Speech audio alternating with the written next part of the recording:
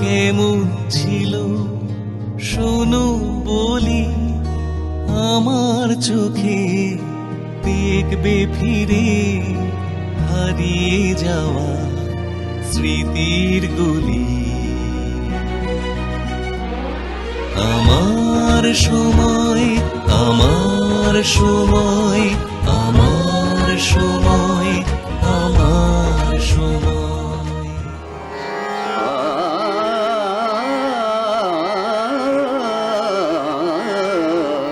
দেখতে দেখতে 8.5 দশকেরও বেশি সময় পার করে ফেলেছেন তিনি।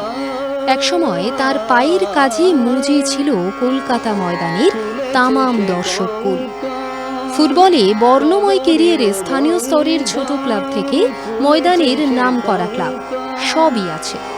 এরিয়ান, মোহনবাগান, ইস্ট বেঙ্গল সর্বত্রই রেখেছেন নিজস্ব স্বাক্ষর। যদিও লাল হলুদ জার্সিতে ইতিহাসে জায়গাটা পাকা হয়ে আছে তার। ফুটবলার পরিচয়ের পাশাপাশি আবার শাস্ত্রীয় সঙ্গীত শিল্পী হিসেবেও তার খ্যাতি সুবিস্তৃত।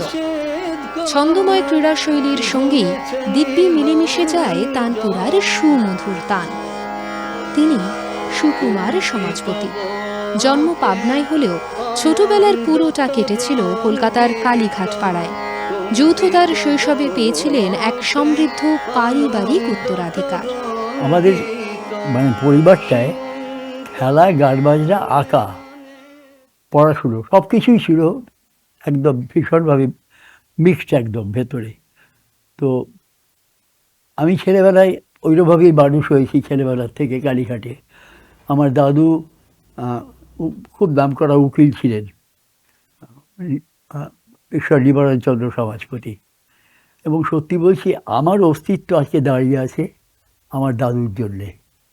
কারণ দাদু আমাকে ক্লাস 6-এ যখন পড়ি, ওই সময় থেকে দাদুর প্রথম আমি কী বলবো, এই দিকটা আমাকে ভীষণ ভালোবাসতেন, শোনটা বলতেন, শোনটা বলে রাখতেন, সোনাটার থেকে শোনটা।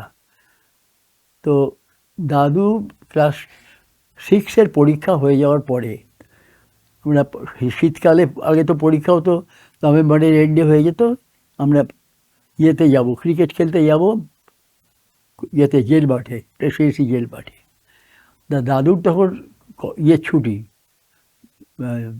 আদালতের ছুটি, হাইকোর্টে বা জাজেস কোর্ট সবই। দাদু আমাকে হঠাৎ সেই সময় ডাকলেন, ভাত টাত খাওয়া হয়ে গেছে, বন্ধুরা নিচের থেকে ডাকছে, আমরা ক্রিকেট খেলতে যাব যাতে প্রেসিডেন্সি জেল মাঠে। দাদু বললেন, শোনটা, তোর ইংরেজি আর তোর সংস্কৃত গ্রামার বইটা নিয়ে আয় তো। আমাদের বাড়িতে বাঙাল কথা হতো তখনও। আমার না রাগে গা জ্বলছে তখন, যে দাদু জানে যে আমার গতকাল পরীক্ষা শেষ হয়ে গেছে, ক্লাস 6-এর পরীক্ষা, আর দাদু এই সময় আমাকে ডাকলেন। খুব রাগ হলো আমার। তা বন্ধুরা দোতলায় এটা ঘরটা, বাইরে গলির থেকে বন্ধুরা ডেকে ডেকে চলে গেল, জানে দাদুর খপ্পরে পড়ে গেছি আর কি। তো ওই যে দাদু আমাকে বললেন সংস্কৃত আর ইংরেজি গ্রামার বইটা নিয়ে আয়। সেই সময় আমি ভাবতেও পারিনি, সত্যি বলছি, পড়াশুনোয় যাতে ইন্টারেস্ট পাওয়া যায়, ওই প্রথম আমার উপলব্ধি হলো। আগে মুখস্থ বিদ্যা করতাম, হ্যাঁ, পরীক্ষা দিতাম 5 অবধি, 6 অবধিও দিয়েছি পরীক্ষা, মুখস্থ বিদ্যা ছেড়ে। দাদু সেদিন দুপুরবেলা আমাকে ডাকলেন যখন, তখন বাজেই 1টা-1.5টা। যখন ছাড়লেন তখন প্রায় 4:30, পৌনে 5টা, প্রায় শীতের অন্ধকার হয়ে এসছে প্রায়। দাদু আমাকে একটা কথা বললেন, শোনটা, আমি যখন তোরে ডাকলাম, তুই ভাবলি যে দাদু খেলতে যাইতেছি, সেখানে হঠাৎ দাদু ডাকলো, কিন্তু আমি যখন থাকবো না, তুই কিন্তু প্রতি মুহূর্তে আমার কথা ভাববি তোর পরবর্তী জীবনে। ছেলেবেলায় জানেন 3-4 বছর বয়স থেকে আমি ময়দানে যেতাম। আমার ছোট কাকা মারা গেছেন, শক্তিপদ সমাজপতি, উনি রোজ নিয়ে যেতেন। আর তার জন্য একটা শর্ত ছিল কাকার সঙ্গে, সেটা অদ্ভুত, জানিস তো। কাকা বলতেন, শোনো, সারাদিন টিপতে হবে দিনের ওই দুপুরবেলা। আমি ঠিক আছে টিপবো, আর বৃষ্টি হলে কিন্তু নেবো না। তা আমি কাকাকে টিপছি আর কাকাকে আর ভগবানকে ডাকছি, ভগবান যেন বৃষ্টি না হয়। এরকম ভাবে মানে এমন ভাবে ফুটবলের মধ্যে মিশে গেছি, যার জন্য জানেন আমার না 4-5 বছর বয়স থেকে ময়দানের সমস্ত মাঠ মুখস্থ ছিল। আন্ডার এইটের খেলার থেকে দাদু আবার খোঁজ রাখতেন। দাদু আন্ডার এইটে 53-তে পার্টিকুলারলি 1953 সালে আমার তখন 13 বছর বয়স। তো দাদু রোজ খেলার পরে জিজ্ঞেস করতেন কী হইল রেজাল্ট তোকে। আমি বললাম যে কোনোদিন বলতাম তোর 4 গোলে জিতছি, 3 গোলে জিতছি। একদিন বললাম 12 গোলে জিতছি। 12 গোল ফুটবলে, তাদের অপোনেন্ট কেউ ছিল না, আয়োজনারা ছিল। তার আগে 1952 সাল থেকে আমাদের পাড়ায় বাচ্চাদের খেলা নিয়ে একটা ভীষণ একটা মানে আলোড়ন তৈরি হয়ে গেল। আমার মতো আরও কয়েকজন ছিল বলে প্রত্যেকটা, আমার মনে আছে আমি 1953 সালে আমি 23টা ফাইনাল খেলেছিলাম। তখন বহুত আন্ডার এইটেড টুর্নামেন্ট হতো। এখন তো সব খোলা মাঠ নেই, বাড়ি হয়ে গেছে সব জায়গায়। তো সেই 23টা ফাইনালের মধ্যে আমি 19টা বেস্ট ম্যান হয়েছিলাম, মানে এখন যেটা ম্যান অফ দ্য ম্যাচ বলে। তো তাদের বলতেন বাহ, তুই 23টা ম্যাচের মধ্যে 19টাতে তুই বেস্ট ম্যান পাইছোস। বলে হ্যাঁ, মানে খুব ভালো, খুব ভালো। খেলা যায়, পড়াশোনাটাও করতে হবে, কিন্তু সব কিছু নিয়ে করতে হবে। ইনসিডেন্টালি আমাদের বাড়িতে খেলাধুলো, পড়াশুনো, গান বাজনা, আঁকা, এই ছবিগুলো আমার দাদুর ছবি, আমার বাবার ছবি, সমস্ত ক্যানভাসের উপরে আমার বাবার আঁকা। আমার বাবাই কিন্তু ফার্স্ট ডিভিশনে ফুটবল খেলতেন। আমাদের কালীঘাটের বাড়িতে সবাই সেকেন্ড ডিভিশন, থার্ড ডিভিশনে খেলেছেন, কিন্তু বাবা একমাত্র কালীঘাট ক্লাবে খেলতেন ফার্স্ট ডিভিশনে, এবং বাবা ওরাই ক্লাবকে তুলেছিলেন ফার্স্ট ডিভিশনে। তখন কালীঘাট ক্লাবের নাম ছিল ইস্ট ইউথ ক্লাব। এইসব কথা কেউ জানে না। ইস্ট ইউথ ক্লাব নাম ছিল, তখন কালীঘাট ক্লাব নাম হলো। আমরা খুব ধনঞ্জয় ভট্টাচার্যের গান করতাম তখন, আমি পার্টিকুলারলি বাড়িতে। ওই ধনঞ্জয় মানে শ্যামল মিত্র, মানবেন্দ্র মুখার্জি, ধনঞ্জয় ভট্টাচার্য, এদের মধ্যে সকলের থেকে ধনঞ্জয় ভট্টাচার্যের গান আমাদের খুব অ্যাপিল করতো আমাকে। আমি ওই সব গান খুব গাইতাম। ওই ইয়ে রানী রাসমণির গয় গঙ্গা প্রভাসানী কাকি কাঞ্চিকে বাঁচায়। তা আমার গান শুনে দাদু মনে মনে খুব প্লিজড হতেন। তা দাদু আমাকে বললেন, শোন একটা কথা কই, ক্লাসিক্যাল গান শিখতে শুরু কর, তুই ডাকুর কাছে যা। আমি বললাম দাদু একেবারে একদিনই ডাকু মানে হচ্ছে সঙ্গীতাচার্য তারাপতি চক্রবর্তী, মানে ওনার কাছে শেখা খুব মুশকিল হবে আমার। তখন বললেন ঠিক আছে, তুই হরির কাছে শেখ, মানে ওনার ছোটো ভাই হরিপদ চক্রবর্তী। আমার দিদি শিখত, মায়া মারা গেছে, মায়া চ্যাটার্জি হয়েছিল পরে। তো দিদির কাছে গান শেখাতে আসতেন হরিদাদু। আর আমার তখন একটাই মানে মজা ছিল, হারমোনিয়ামের বেলো হয় তো, ওই ফুটোগুলো থেকে আমি হাত ঢুকিয়ে দিতাম, আর ডিস্টার্ব হয়ে যেত গানটা। তো তখন হাতটা খালি বাবা সরিয়ে দিতেন, হ্যাঁ, আর বাবার সঙ্গে তবলা বাজাতেন। তো এই করে করে তারপরে পরের দিন উঠে মাকে বলতাম আমি কিছু খাই নাই, তাড়াতাড়ি খাইতে দাও। মানে ঘুমের ঘরেই মা খাইয়ে দিয়েছে, আমি কিছু বুঝতেই পারিনি। হ্যাঁ, তো আমি এই জন্যে বলছি যে আমাদের বাড়ির ঐতিহ্যটা বোঝাবার জন্যে খেলা, গান, পড়াশুনোটাও মোটামুটি ছিল। ওই ক্লাস 6 থেকে আমি স্ট্যান্ড করতে শুরু করলাম। 5-এর দশকের মাঝামাঝি কৈশোর পার করে ধীরে ধীরে যুবক হচ্ছেন সুকুমার সমাজপতি। এই সময় থেকে ফুটবলে তার উজ্জ্বল আত্মপ্রকাশ। 55 আমি প্রথম ময়দানে খেলতে শুরু করলাম ইয়ং বেঙ্গল ক্লাবে। 56-এ একটা বছর কন্টিনিউ করলাম। 57-এ চ্যাম্পিয়ন হলাম থার্ড ডিভিশনে চ্যাম্পিয়ন হয়ে সেকেন্ড ডিভিশনে উঠলাম। আর এর মধ্যে কলেজে স্কুল ফাইনাল পাস করে কলেজে 57-এ ভর্তি হয়েছে আশুতোষ কলেজে তখন দারুণ টিম, মানে লিগে তখন দুটো রকম হতো, এক হতো কলেজ লিগ আর কলেজ নকআউট। লিগে ফার্স্ট ডিভিশন প্লেয়াররা অ্যালাউড ছিল না, আর নকআউটে ফার্স্ট ডিভিশন প্লেয়াররা অ্যালাউড। এখন লিগে আমি একের পর এক হ্যাট্রিক করেছি। আমি সেন্টার ফরওয়ার্ড খেলতাম তখন, একের পর এক হ্যাট্রিক করছি। আর তখন কাগজে কলেজের খেলা খুব রোজ আমার নামে হেডিং, সমাজপতির ইয়ে হ্যাট্রিক হ্যাট্রিক, একের পর এক হ্যাট্রিক করছি। তো তারপরে 57-এ চ্যাম্পিয়ন হলো আমরা থার্ড ডিভিশনে। 58-এ ওই বছরটা আমার খুব মনে হয়, কারণ বাবা একটু প্রলুব্ধ হয়ে গিয়েছিলেন। বাবা বললেন, শোন, মোহনবাগান থেকে আমাকে খুব বলছেন, তখন বলাই চ্যাটার্জি। বাবা বলছে যে, শোন, মোহনবাগানে সই কইটা দে। আমি না, বাবা তুই পাগল হয়েছ, আমি থার্ড ডিভিশন থেকে সবে সেকেন্ড ডিভিশনে উঠছি, এই সময়ে যদি আমি ওখানে চান্স না পাই, আমার কেরিয়ারটাই নষ্ট হয়ে যাবে। বাবা চুপ পড়ে গেলেন, বুঝতে পারলেন আমি যা বলছি। তারপরে 58-এ আমি সেকেন্ড ডিভিশনে খুব ভালো খেললাম, কিন্তু চ্যাম্পিয়ন হতে পারলাম না সেকেন্ড ডিভিশনে। তো সেটা ভগবান জাগরণ মঙ্গলের জন্যেই 59-এ আমাকে এরিয়ান এবং ইন্টারন্যাশনাল ক্লাব খুব ধরেছে। ইন্টারন্যাশনাল তখন সবে ফার্স্ট ডিভিশনে উঠেছে, আমার অনেক বন্ধুবান্ধবরা খেলছেন ইন্টারন্যাশনাল ক্লাবে, খেলছে। তো ইন্টারন্যাশনাল ক্লাব ছিল হাওড়ার দাসনগরের, আর এরিয়ান তো মানে ভীষণ ঐতিহ্যশালী ক্লাব। আমাকে পাড়া এবং বাড়ির সবাই বলছে যে, দেখ, এরিয়ার অনেক ঐতিহ্যশালী ক্লাব, ওই সব ইন্টারন্যাশনাল গুলিবাজ, হ্যাঁ, তুই ইয়েতে সই কর এরিয়ানে।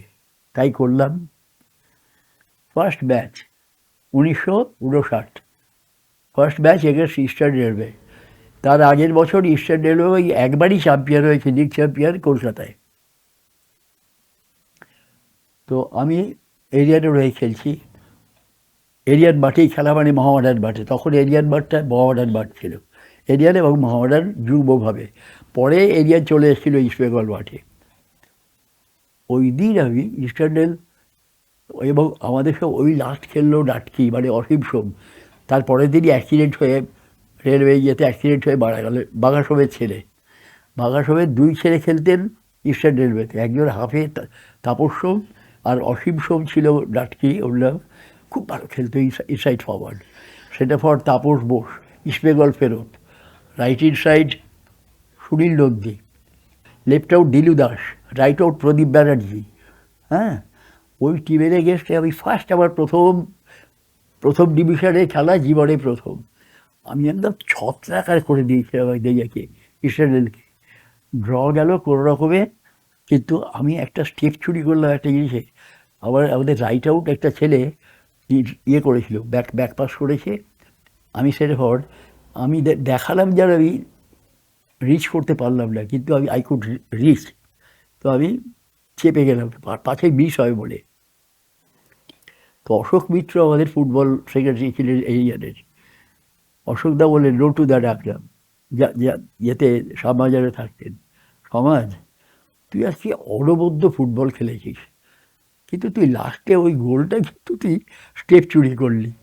আমি তো চোরের মতো চুপচাপ, আমি তো বুঝেছি যে স্টেপ চুরি করেছি, তাহলে পাশে যদি মিস করি এই ভয়ে।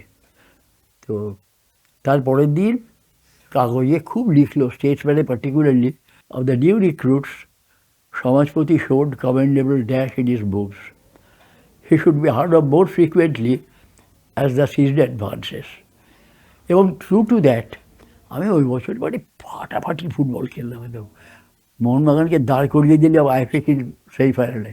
এরিয়ান versus Khidirpur match. For some reason Aryan সেদিন পুরো একদম মানে ইয়ে, মানে ব্যাড ডে, কেউ খেলতে পারছে না এরিয়ান ক্লাবে। আর I was the lone person, exception, যে একের পর এক আমি বল ধরছি আমাদের ইয়ের থেকে, হাফ গ্রাউন্ড থেকে, একের পর এক খিদিরপুরের খেলোয়াড়দের কাটিয়ে কাটিয়ে। গোলকিপার তখন সেই লম্বা দীপক দাস ছিল, পরেও বিএনআরে জয়েন করেছিল। প্লেস করছি বাইরে বাইরে বাইরে, 6টা গোল পরপর। মানে ওই দিন যদি আমি 6টা গোল করতে পারতাম, সব নিজের তৈরি, হাফ গ্রাউন্ড থেকে ধরে ধরে একের পর এক কাটিয়ে কাটিয়ে 6টা গোলই মিস করলাম। মানে ভয়ে পাশে মিস হয়ে যায়। আর আমার এক ছোটো মামা ছিল, বদর মামা, পাবনায় জন্ম। তো পাবনায় আমিও, আমার ভাই বোনের সব পাবনায় জন্ম। ও আমার সঙ্গী ছিল, ফার্স্ট ডিভিশন ক্লাবে খেলা দেখতে যাওয়ার জন্যে। আমি হাউ হাউ করে কাঁদছি, বিজলি সিনেমার পাশ দিয়ে আসছি, হাউ হাউ করে কাঁদছি। আমাকে আমার ছোটো মামা বলছে, মদন মামা, যে শোনো মামু, তুমিই খেলবা, কিন্তু তুমিই খেলবা, আমি তো অনেক কইতেছি, তুমি যা খেলছো এই। তো তখন আমার মনে আছে ওই সিনেমাটা হয়েছে ক্ষণিকের অতিথি। ক্ষণিকের অতিথি ওই বইটা দেখে তখন যেন বুকে, রাত্রির তখন 9টা-12টার সিনেমা দেখতাম খুব, ওই বইটা দেখে যেন বুকের মধ্যে যেন মানে কী আথালি পাথালি হচ্ছে, আমি বোঝাতে পারবো না। হ্যাঁ, কাঁদতে কাঁদতে থানার পাশ দিয়ে, এই বিজলির পাশ দিয়ে গিয়ে ভেতর দিয়ে গিয়ে ইয়েতে হরিশবাসী রোডে পড়া যায়, ওইটার দিক দিয়ে গিয়ে পরের দিন অজয় বোস আর যুগান্তরে লিখলেন। উনি তখন যুগান্তরের এডিটার, মানে স্পোর্টস এডিটার। উনি লিখেছেন, কোনো এক অজ্ঞাত কারণে এরিয়ান ক্লাব পুরো দাঁড়িয়ে গেছিল। দ্য ওনলি এক্সেপশন ওয়াজ সুকুমার সমাজপতি। এবং উনি নিজে যে গোল তৈরি করেছেন, সবগুলো করতে পারলে 6টা গোল হতো। যুগান্তরে পরের দিন বেরোলো। ওইটা নিয়ে কিন্তু আমি এখনও ভীষণ কষ্ট পাই, এখনও বলছি। তো যাই হোক, পরের বছরে আমি তো এরিয়ারের পরে মোহনবাগান থেকে আমাকে নিয়ে গেল রোভার্স খেলতে। আর তার আগের বছর না, তখন আমি পড়াশোনায় গুলি বেড়ে দিয়েছি একদম, সারা বছর কিচ্ছু পড়ি না, ইয়ে করি না। আমার প্রভাতদা বলে আমার জীবনে একজন এসেছিলেন, উনি আমার মানে সত্যি আলোকবর্তিকা আমার জীবনে। প্রভাতদা আমাকে বললেন যে তোকে আমি পড়াবো। একদিন টেন্টে আমি খেলার পরে সেদিন করেছি, হ্যাট্রিক করেছি 57-এ। প্রভাতদা আমার দিকে তাকিয়ে এরকম ছাতা করে, তুমি একটু মাথাটা উঁচু করে খেলতে পারো তো। আমি মনে হয় এই লোকটা কে, তখন আমার সঙ্গে আলাপ হয়নি, এই লোকটা কে, এরকমভাবে কথা বলছে। আমি আজকে হ্যাট্রিক করলাম। তারপরেও পরে আমি ইন্দার বক্সি বলে আমাদের আশুতোষ কলেজে একজন খেলতো ইনসাইড ফরওয়ার্ড, আমি বলে ইন্দার কে রে ভদ্রলোক, বলে উনি তো প্রভাতদা, উনি তো স্পোর্টস সেক্রেটারি এবং সব কিছু দেখেন উনি। তারপরে উনি আমার বাড়ি একেবারে দাদা হয়ে গেছিলেন আমাকে। এবারে ওই ইন্টারমিডিয়েটটা 1 বছর ড্রপ করলাম। পরের বছরে দেওয়ার আগে আমাকে বললেন, শোন আমি তোকে বাড়িতে পড়াতে যাব। আমি তখন ভাবছি, কলেজের প্রফেসর বাড়িতে এসে পড়াবেন, কত টাকা নেবেন তার তো ঠিক নেই, বাবা তো অত অ্যাফোর্ড করতে পারবেন না। তারপরে উনি আবার চুপচাপ আসি দেখে বললেন, তুই ভাবলি যে আমি টাকা নিয়ে পড়াবো? না না না, তা নয়, আমি তোকে বিনা পয়সায় পড়াবো, কিন্তু তুই পড়াশোনাটা তোর করতে হবে। 1959 সালের ফুটবল মরশুমের শেষের দিকে মোহনবাগান ক্লাব তাকে লিয়েন করে নিয়ে যায় বোম্বাইতে রোভার্স কাপ টুর্নামেন্টে খেলানোর জন্য। যদিও খেলা তার হয়নি। ঠিক তার পরের বছরের শুরুতেই সবুজ মেরুন জার্সিতে খেলার সুযোগ পান তিনি। এবার ডুরান্ডে যাওয়ার আগে মোহনবাগান আবার অ্যাপ্রোচ করেছে। তো আমি বললাম, আমি যখন প্রভাতদা থাকতে হরিশবাসী রোডে, মোহনবাগান ক্লাবের অফিসিয়াল তখন ছিলেন ফুটবল সেক্রেটারি, নামটা ভুলে গেছি। উনি বললেন যে আগেরবার ইন্টারমিডিয়েট ড্রপ করেছি। উনি এসেন বাড়িতে, বাবা বললেন কি আমরা কিচ্ছু জানি না, প্রভাতদার বাড়িতে যান, উনি যা বলবেন তাই হবে। তো আমার সঙ্গে উনি মোহনবাগানের ফুটবল সেক্রেটারি, উনি আমার সঙ্গে হরিশবাসী রোডে প্রভাতদার বাড়ি গেলেন। প্রভাতদা তো মোহনবাগানের পাওয়ার সাপোর্টার ছিলেন। উনি ওই সেক্রেটারিকে দেখে বললেন যে, উনি তো আগেই ফ্ল্যাট হয়ে গেছেন, দেখে বললেন যে, উনি বললেন যে আমরা একটু সুকুমারকে নিয়ে যেতে চাই ইয়েতে রোভার্সে। উনি বললেন ঠিক আছে, কোনো অসুবিধা হবে না। তারপরে যাক, বাঁচা গেল। কিন্তু গিয়ে খেলালেন না আমাকে, ওই বাতুগা স্পোর্টসের কাছে হেরে চলে এলেন। পরের বছর আমি 60-তে সই করবো মোহনবাগানে। তার আগে মান্নাদার সঙ্গে একটা টাসল হলো, মান্নাদার লেফট ব্যাক, আমি রাইট আউট, উল্টো দিকে। তখনও কিন্তু মান্নাদা খেলছেন মোহনবাগানে। এটাই আমি ইউনাইটেড ব্যাংকের হয়ে খুব খেলতাম। ওই যে উত্তম কুমার, বলেছি বোধ হয়, উত্তম কুমার আমার টাকার ক্লাসমেট, উনি ইউনাইটেড ব্যাংকে কাজ করতেন, আর আমাকে ওই ইউনাইটেড ব্যাংকের হয়ে খেলতে নিয়ে যেতেন। হ্যাঁ, শ্যামনগরে খেলতে গেছি ইউনাইটেড ব্যাংকের হয়ে। আমি রাইট আউট, লেফট ব্যাক হচ্ছেন মান্নাদা, ওয়েলের মান্না। সেমিফাইনাল খেলা, ওখানে বিরাট একটা ফিল্ডের খেলা হতো, গিরিজা প্রচণ্ড ফিল্ড বলে। তো আমি ওখানে মান্নাদাকে নানা রকমভাবে কাটিয়ে এক এক পড়ায় ব্যাক পাস করছি, 20 তো আমরা রবিদাস তখন অলিম্পিয়ান, রবিদাস জিওলজিক্যাল সার্ভেতে কাজ করেন, মান্নাদাও তাই। জিওলজিক্যাল সার্ভে 1 গোলে আমাদের সঙ্গে জিতে গেল। কিন্তু ওই যে আমি যে মান্নাদাকে ওইরকমভাবে ডচ করে বারবার বেরিয়ে গেছি, যখন আমরা মাঠের থেকে আসছি ওই লেভেল ক্রসিংয়ের আগে, শ্যামনগর স্টেশনে লেভেল ক্রসিংয়ের আগে আমাকে এক দঙ্গল লোক ঘিরে ধরেছে, 30-40 জন প্রায়। এই যে মান্নাদারে যা করছেন না আপনি, তখন তো এই ফিলিংটা তখন ছিল, দেশটা সবে বিভক্ত হয়েছে তো তার 8-10 বছর আগে। তা আমাকে এই বড় বড় রাজভোগ খাওয়ালেন, আর একটা হাঁড়িতে বড় রাজভোগ দিয়ে দিলেন। হ্যাঁ, আমি তো খুব উৎফুল্ল মনে মান্নাদার সঙ্গে এইটা প্রথম। তারপরে যেটা হলো, আমি যখন এরিয়ানে খেলি, পানপুরে একটা এক্সিবিশন ম্যাচ, মোহনবাগান ভার্সেস এরিয়ান, সেই ম্যাচে আমি সেন্টার ফরওয়ার্ড খেলছি, উল্টো দিকে মান্নাদা। সেখানেও আমি দারুণ খেলে মান্নাদাকে এক ড্যাকে ফেলে দিয়ে, মান্নাদা পরের বছরই এসছেন কালীঘাটের বাড়িতে মোহনবাগানে আমাকে নেওয়ার জন্যে। মান্নাদা আর বড়াই চ্যাটার্জি, বিশাল চেহারা বড়াইদার। মান্নাদা বললেন, তোমাকে আমরা মোহনবাগানে চাই। তা আমার বাবা কাকারা সবাই আছেন, তো ওরা তো সবাই মানে ইয়ে হয়ে গেছে যে মোহনবাগান ক্লাব চাইছে আমাদের বাড়ির ছেলেকে। আমি একটা কথা বললাম মান্নাদাকে, যে মান্নাদা, ওই বার্নপুরের খেলাটাতে বললাম আমি যে মান্নাদাকে ড্যাশ ফ্যাশ করে ফেলে দিয়ে একবারে প্রচণ্ড। তখন মান্নাদা আমাকে বললেন, তোমাকে আমরা নেবো, কিন্তু তোমাকে আমরা সেন্টার ফরওয়ার্ড হিসেবে আমি নেবো, কারণ তোমার এগেন্সে আমি রাইট আউট তুমি খেলেছি, আমি খেলেছি লেফট ব্যাক, সেন্টার ফরওয়ার্ড খেলেছিও, বার্নপুরে তোমার এগেন্সে আমি স্টপার খেলেছি, কিন্তু আমার তোমাকে সেন্টার ফরওয়ার্ড হিসেবে ভালো লেগেছে বেশি। ঠিক আছে, তবে আমি একটা কথা বললাম আপনাকে, আমি 5টা পরপর ম্যাচ আমাকে খেলাতে হবে মোহনবাগানে। যদি 5টা পরপর ম্যাচের মধ্যে একটাতে হাফ টাইমে আমি রাইট আউট, মানে যদি ফেল করি রাইট আউটে না দেন, একটাভাবে জিতে হবে রাইট আউট। বলে ঠিক আছে। চলচ্চিত্র ব্যক্তিত্ব জহর গাঙ্গুলি ওরফে সকলের প্রিয় সুলালদা ছিলেন মোহনবাগান ক্লাবের হকি সেক্রেটারি। সুলালদার আবদারে এক ম্যাচে গোল করতে গিয়ে হাঁটুতে গুরুতর চোট পান সুকুমার। চোট সারিয়ে যখন মাঠের অনুশীলনে ফিরলেন, সাক্ষী থাকলেন এক স্মরণীয় অভিজ্ঞতার। সকালবেলা একা গিয়ে প্র্যাকটিস করতাম, ভেজা বলে, হাঁটু চোটের পরে 1.5-2 মাস অনেকটা হবার পরে। একদিন সকালবেলা গেছি, তখন মোহনবাগান আর ইস্টবেঙ্গল ট্রেন পাশাপাশি, খুব দেখছি অনেক লোকের ভিড়। আমার খুব বিরক্ত লাগলো। ওই ভাসিয়া বলে বানিয়েছিল মোহনবাগানের, আমার ভাসিয়া কী হলো রে, এত লোক কেন? বলে ওই আজ যারা কি শুটিং হচ্ছে এখানে। বলে শুটিং?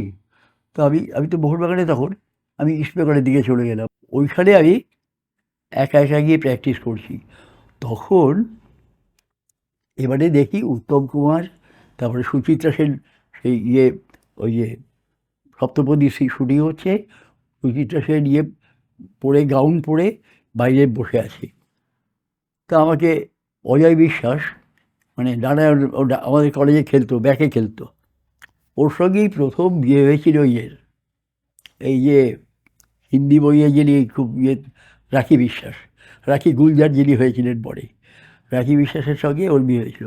তা আমি তখন চোটের পরে সারাবার চেষ্টা করছি পা, আমাকে এসে বললো ওই সপ্তপদীর ওই শুটিংয়ের দিন, অজয় সুমন একটু পা লাগাবে, তুমি হলে অনেক বেশি হবে, রিয়েলিস্টিক হবে। তারপরে তাকিয়ে দেখি যে উত্তম কুমার, তারপরে বাইরে সুচিত্রা সেন, ওরা সব বসে। আমি বললাম, শোনো, তুমি তো মোহনবাগানের পাওয়ার সাপোর্টার, তুমি মোহনবাগানের কমিটিতেও আছো, আমি যদি এরপরে আবার ডান চোখে পায়ে আমার হাঁটুতে লাগে, আমি অ্যাবসলিউটলি আউট হয়ে যাবো ফুটবল থেকে। কোনো ডানা কালের দরকার নেই।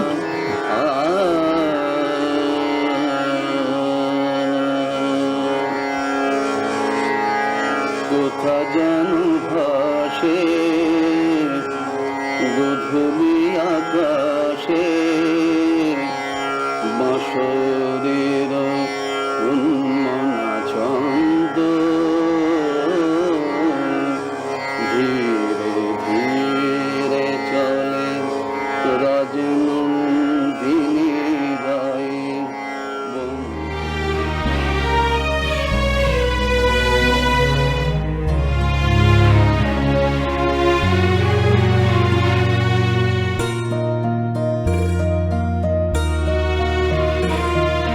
সাদা কালো সেই দুনিয়া যা লেখানে ইতিহাসে অতি ছুঁয়ে সময় আমার বসবে সে তোমার পাশে।